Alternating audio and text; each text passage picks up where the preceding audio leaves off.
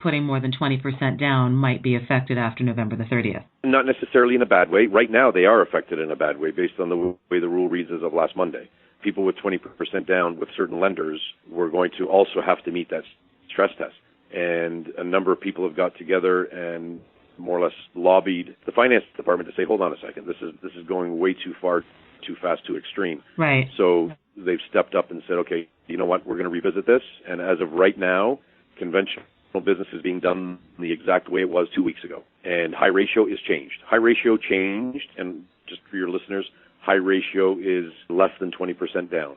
That has changed. You now have to qualify based on the benchmark rate. Got it. So now, let's say you're somebody who you've got a mortgage, and let's say you're going to do a refinancing next year of that mortgage.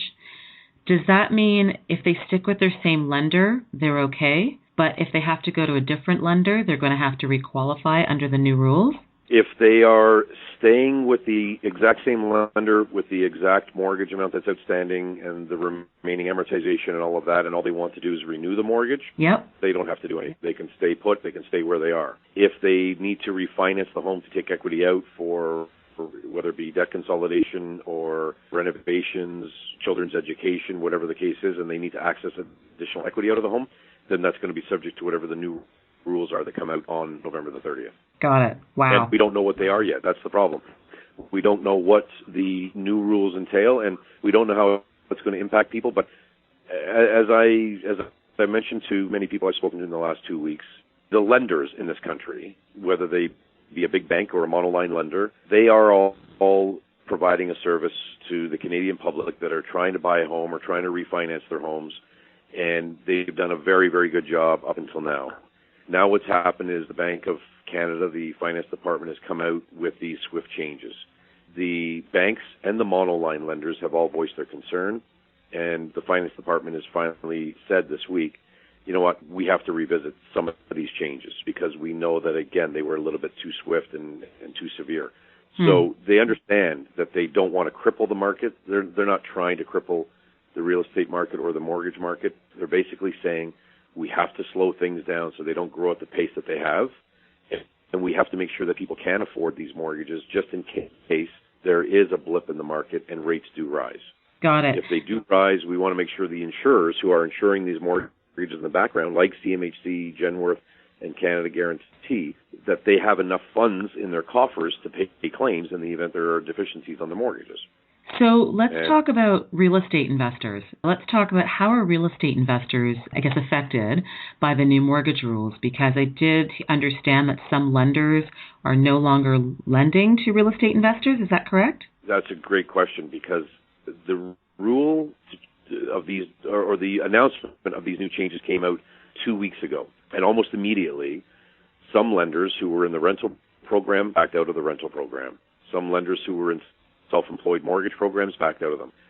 Since the rule came into effect on Monday and more discussions have been had, very many of those lenders have jumped back into the market, and they said, okay, hold on a second. Yeah, we want to keep lending in this arena, and we want to keep lending alive and well, so we will still lend on rentals, and we will still lend to self-employed individuals. Come November the 30th, we don't know yet what's going to happen. Okay. But as of right now, conventional business as we knew it is alive and well. High ratio business has changed. And it has been an interesting week because we've had lenders jumping in and jumping out, raising rates, dropping rates.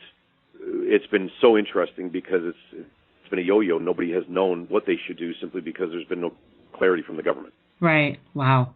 Yeah, I just feel like they've sort of given some of the first-time home buyers a bit of a kick in the stomach because, like I said before, some of those people do have to sort of think about condos now. And I think they've almost created more competition in the condo market amongst buyers of condos, but they've also created more competition amongst renters now as well because some of those people who have qualified before, they can't buy. And so now they're forced to rent. And in fact, just this week, I had a phone call from somebody. I have a condo for sale downtown, and they said, oh, would the owners be interested in renting it out instead of selling it? I said, no, actually, they really do want to sell it. And he was just talking about how difficult it was for him to find a place to rent now because there were so few rentals on the market. So I feel like this is going to affect the market in other ways. It certainly is, and that's as I mentioned, there's going to be a huge trickle-down effect, and I believe that our lending community and the Bank of Canada, the Finance Department, they don't want to see the economy suffer because of this. They don't want to see the housing market suffer, but they do want to slow things down, and I truly believe that they're going to sit back and wait and see what happens over the next several months, and perhaps come back in the new year and say, all right, we've adjusted this way, now we're going to chuck and jive and go this way, and we're going to correct this. We're not so concerned about that anymore. And that the next, let's say, 6 months is going to give us plenty of time to sit back and figure out how in fact, these SWIFT rule changes are impacting people. And then there are going to be people that sit down and find remedies to all of these problems. Right. But to your point, there is going to be some more competition in the rental market for those people who, the sad thing is, they're just perhaps giving up because based on what they're hearing, they think they should be giving up. Right. That's the real sad reality here, is that there are people who are backing out of the market, potentially, and not that I've heard of many of them, but there are people that will consider backing out of the market because they think they should, when in fact it might be the furthest thing from the truth. Maybe now is when they, hammer down and figure out exactly a way to get into the market, because at least they'll know it's affordable. At least they'll know they have that stress test in the background that made sure that they can afford it. So right. I'll give you an example. I had a client who has been speaking to me since April of this year. Mm-hmm. So what is that? That's 6-7 months. They have gone from $650,000 homes up to $750,000 homes. And we were talking 2 weeks ago how these new rules, or the announcement of the new rules, was scaring them. Mm-hmm. And they were going to get out of the market. So I said, well, why get out of the market? Why don't you just look at something? If you're stressed and concerned, let's change and shift gears and go down to perhaps 600,000. Right. And they wanted no part of it. They wanted nothing to do with it. So we sat back and we waited, and I got a call from them on Tuesday saying that they were going to see a house that was listed at $599, and they got it for $625. So my point is that, and they're over the moon. They are right. completely over the moon and in love with what they have just acquired. But 2 weeks ago, with the media reporting the way they were, with their 760 stretching their limits just too high, they didn't see any light at the end of the tunnel, and now they've got it. They bought their house. So right. I think this is going to force people to be more realistic. It's going to force people to sit back and take stock in what they're doing, why they're buying, where they're buying, and how much they're willing to spend. So from that standpoint, it's going to be interesting. It's going to be an interesting adjustment over the next few months.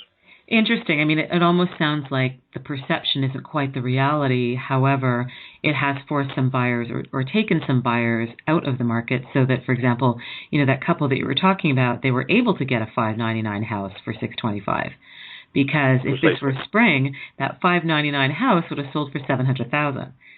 So that's why we were doing our numbers at $750, $760. Exactly. Because we thought that it was going to be exactly like it was in the spring, but I don't know what the effect of the, again, it wasn't a price reduction. It was, in fact, over the list price. Of course. But it wasn't perhaps as crazy as it might have been in the spring. You're right. Yeah, so it just sounds like if buyers are willing to stick it out, this is actually a good time for them to buy, because everybody else is sitting on the sidelines waiting to see what happens.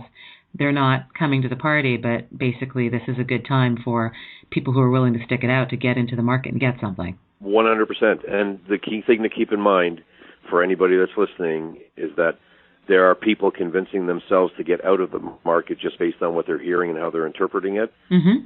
Look into it and ask the questions and go through the numbers and speak to people who know. It's interesting, or it's great that you're getting this information out there, because there are people that are so deflated right now. They're deflated thinking they can't buy, never will buy, they missed the bubble, or they missed the wave. The fun is just beginning now. Now it's time, as you said, there are people going to sit back and perhaps rethink things and find out that they're going to be able to get into the market, just perhaps at a different price point than they were thinking. Right. Interesting. But I guess on the same note, it is it is deflating for some people that now are told they have to spend less, and like I said, that pushes them into a condo versus a home. And it's funny, maybe it's something that I belabor because I think that for people to generate more wealth for themselves. I do believe that it's better for them to own a house over a condo because I see the value appreciating in a house much faster. So I think that when people sort of take that opportunity away from people, I guess I feel that I think that is sad because I think that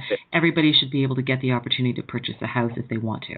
There is truth to that for sure, but the other thing to keep in mind is that regardless of what you buy, whether it be a house or a condo, it's still making you money as opposed to renting and making your landlord money. Absolutely, absolutely. From that standpoint, I've said to many people, well, you can't buy that $600,000 home just because you don't qualify.